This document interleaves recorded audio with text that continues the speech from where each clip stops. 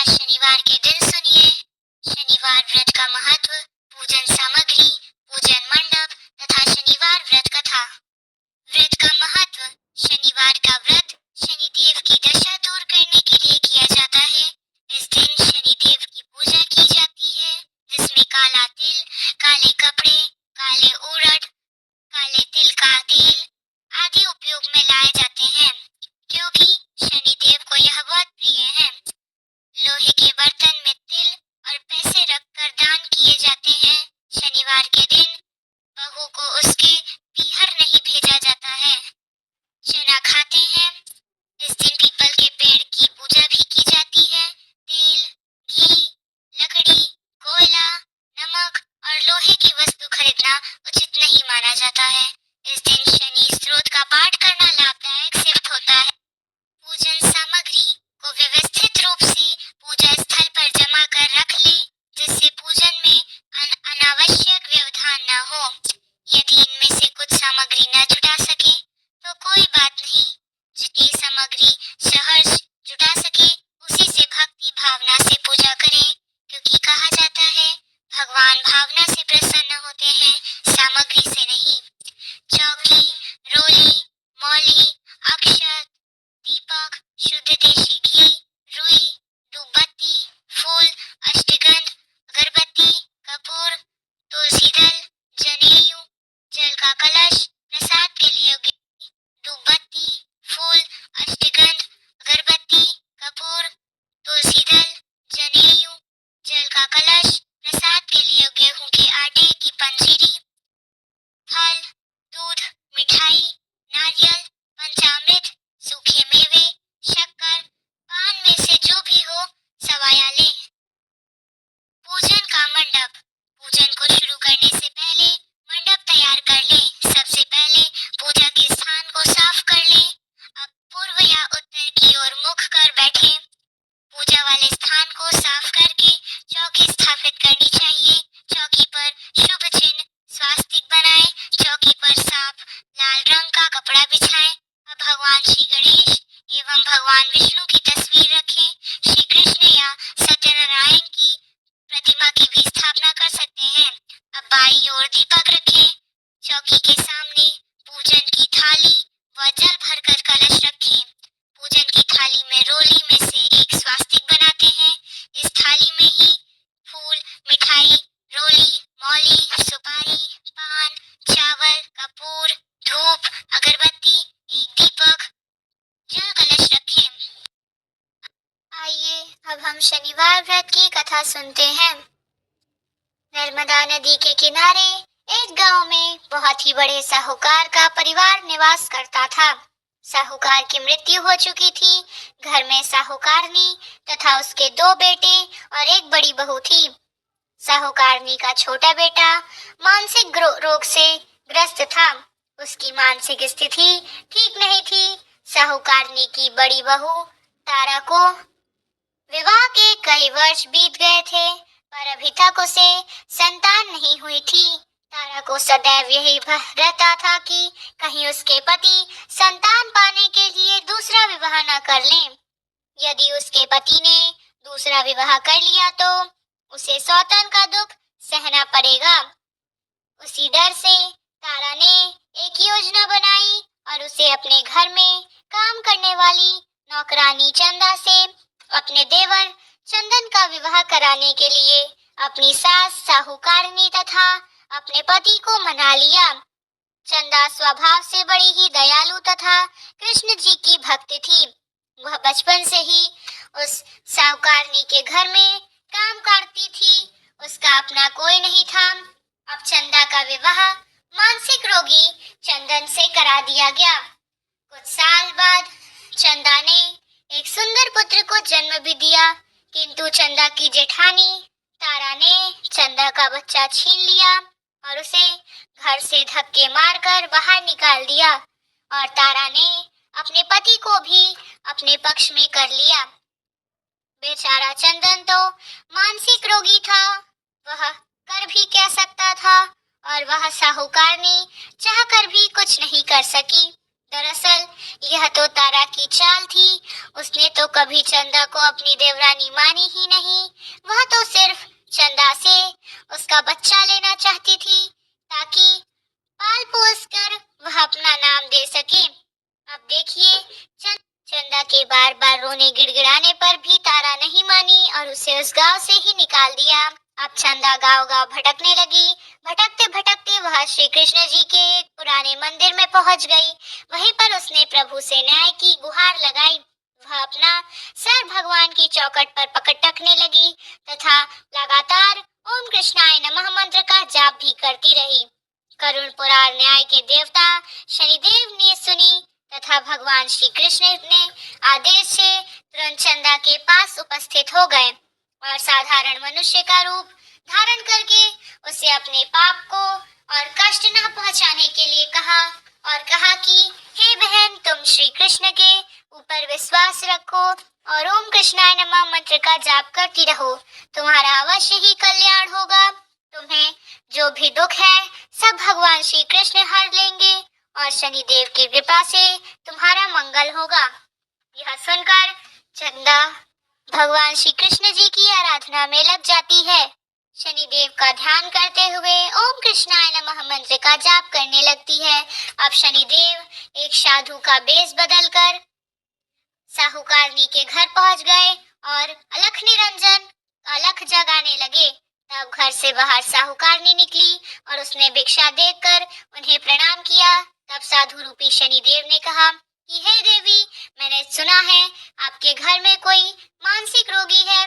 मैंने 7 सालों से हिमालय के जंगलों में भटकते हुए बहुत ही दुर्लभ जड़ी बूटी इकट्ठी की है जो हर प्रकार के रोगों को समाप्त कर देती है। यदि आप कहें तो मैं घर के मरीज को ठीक कर सकता हूँ। उस साहूकारणी ने कहा, हे महात्मन, अहो भाग्य जो यहाँ आप पधारे। हाँ महाराज जी, मेरा छोटा बेटा ही दिमागी रूप से बीमार है। आप उसे ठीक कर दीजिएगा। आप जो चाहेंगे मैं आपको दे दूंगी। आइए, घर के अंदर आइए। साहूकारनी ने अपने बेटे चंदन को साधु महाराज को दिखाया तो अब चंदन के चले जाने से बहुत ही दुखी था। साधु महाराज ने अपने कमंडल से जल निकालकर उसे अभिमंत्रित करके चंदन को पाने के लिए और पीने के लिए भी दिया। उस जल को पीते ही चंदन बिल्कुल ठीक हो गया और साधु महाराज ने तारा को भी बहुत समझाया कि वह चंदा का बच्चा उसे वापस कर दे और अपनी गलती को स्वीकार कर ले, परंतु वे मानी नहीं। वह तो उल्टे ही साधु महाराज को ही डांटने लगी, यहाँ तक कि चंदन के ठीक होने से उसे ईर्ष्या करने लगी। इस बात से रुष्ट होकर भगवान शनिदेव की दशा तारा को लग गई और वह मानसिक रोगी हो गई। उसका एक हाथ लकवे से ग्रस्त हो गया। साधु महात्मा के बताए अनुसार चंदन अपनी पत्नी चंदा को घर ले आया और अपनी पत्नी, बच्चे और माँ के साथ हंसी खुशी जीवन व्यतीत करने लगा। तारा को शनिदेव ने उसके कर्मों का फल दिया और चंदा ने सिर्फ ओम कृष्णाय नमः मंत्र का जाप करने से ही उस पर कृपा बरसाई और उसका बच्चा पति परिवार वापस मिल गया। उसका पति स्वस्थ हो गया। जय जय शनिदेव। अब आइए सुनते हैं शनिदेव जी की दूसरी कथा। आइए सुनते हैं शनिदेव जी की दूसरी कथा। एक ब्राह्मण देवता थे। उन्हें सपने में नीली घोड़े पर सवार एक नीले कपड़े पहने व्यक्ति दिखाई दिया, जिसने कहा, हे ब्राह्मण देवता, मैं तेरे लगूंगा। यह सुनकर ब्राह्मण देवता घबराकर उठ बैठे। अगले दिन फिर यही सपना उन्हें दोबारा आया। अब तो लगातार यह सपना ब्राह्मण देवता को रोज रोज दिखाई देने लगा, जिससे वह परेशान हो गए और माने चिंता के वह दुबले होने लगे थे। उनकी पत्नी ने कारण पूछा तो उन्होंने अपने सपने के बारे में बताया। ब्राह्मणी बोली, वे अवश्य ही शनि महाराज होंगे। अब की बार दिखे तो कह देना कि लग जाओ, पर 1.25 पहर से ज्यादा मत लगना। उस दिन सपना आने पर ब्राह्मण देवता ने कहा कि लग जाओ, लेकिन कितने समय के लिए लगोगे? तब शनिदेव जी बोले, पूरे 7 वर्ष का लगूंगा। तो ब्राह्मण देवता ने कहा, क्षमा कीजिएगा, परंतु शनिदेव जी, इतना भारी तो मुझसे झेला नहीं जाएगा। तब शनिदेव बोले, तो 5 वर्ष का ही लगूंगा। ब्राह्मण देवता बोले, यह भी मेरे लिए ज्यादा है। शनिदेव बोले, तो 2.5 साल का लग जाओ। तो ब्राह्मण देवता ने मना कर दिया। अब की बार शनिदेव कहने लगे कि 1.25 का तो लगूंगा ही लगूंगा, इतना तो कोढ़ी कलंगी भिखारी के भी लग जाता हूँ। तब ब्राह्मण देवता ने कहा, ठीक है शनिदेव। अब ब्राह्मण देवता को 1.25 की शनि की दशा लग गई। ब्राह्मण देवता ने नींद से जागकर ब्राह्मणी से कहा, सुनो, मेरे 1.25 शनि की दशा लग गई है, इसलिए मैं जंगल जाकर अपना यह समय बिताऊंगा। मेरे खाने पीने के सामान बांध दो, मेरे पीछे से किसी से लड़ाई झगड़ा ना हो, इस बात का खूब ध्यान रखना।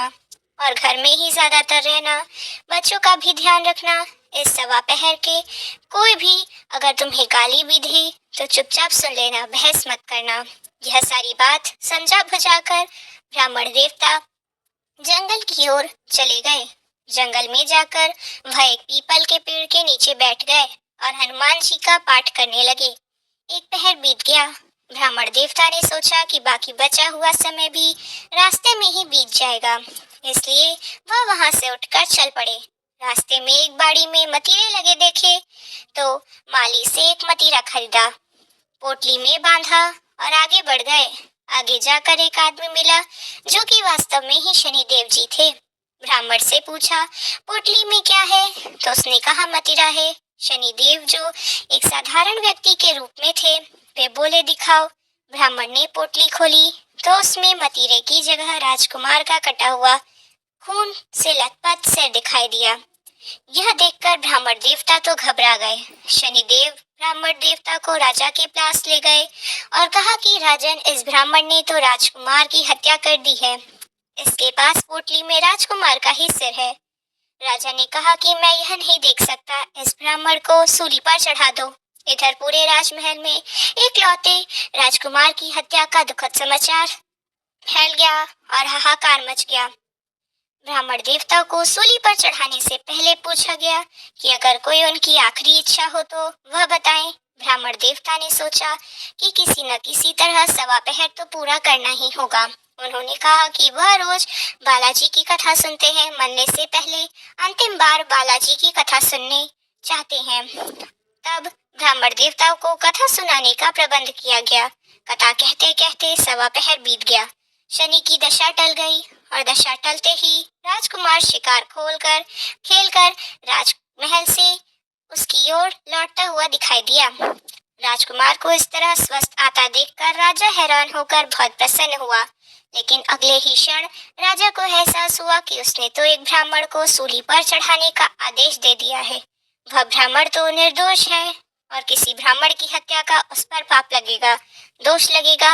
यह सोचकर राजा घबरा गया और उसने तुरंत घुड़सवारों को, सैनिक को ब्राह्मण का आदर सहित वापस ले आने के लिए भेजा। अब ब्राह्मण देवता को सूली से उतारकर राज दरबार में लाया गया तो राजा ने उससे क्षमा मांगी और पोटली दिखाने के लिए कहा।